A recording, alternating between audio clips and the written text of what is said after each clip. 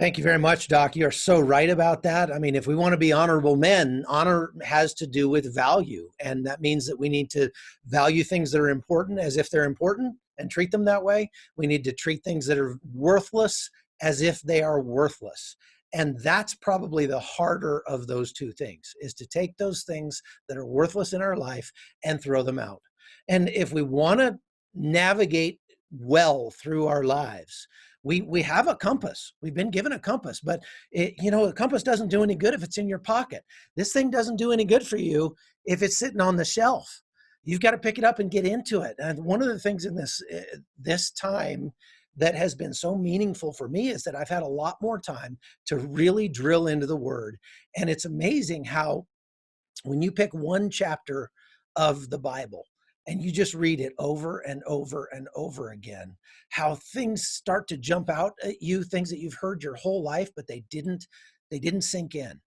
And as I've been reading through, I've been trying to memorize Romans 8, and it starts out, for there is therefore now no condemnation for those who are in Christ Jesus. For the law of the Spirit of life has set me free from the law of sin and death. I mean, when I think about that, the law of the Spirit of life has set me free from the law of sin and death. Like, I'm not a slave to those desires, those hungers that I have anymore. And understanding that I have the Spirit in me to help me is so powerful. When I start to hear over and over in my head as I get angry with people, or I get consumed with pride, and I think and I hear that verse from Romans 8 that says the law that the flesh is hostile to God. It doesn't submit to God's law. Indeed, it cannot. It cannot please God if I'm in the flesh.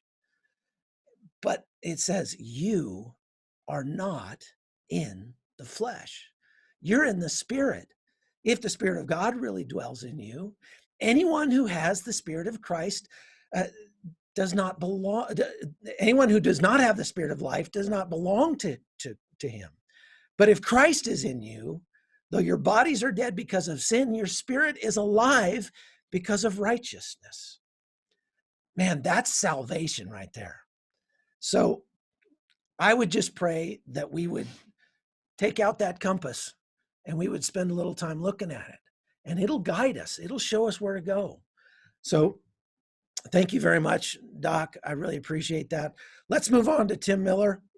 Tim and I go way, way back when he had just left the Secret Service. And it was a really difficult time for him, because you can imagine how heady it is to be a Secret Service agent on the president's protection detail, protecting the White House, and hearing God tell you, you need to put that down, because this is taking you away from the things that are most important. And Tim had to really struggle with that, and it almost destroyed his marriage. But he did the right thing, and he listened to what God was telling him, and he left that lifestyle for something a lot less glamorous, but something that allowed him to pour into the things that he said was most important in his life, to put his priorities in order and actually start living those priorities. And it changed everything. I'll let him tell you about that. Tim, take it away.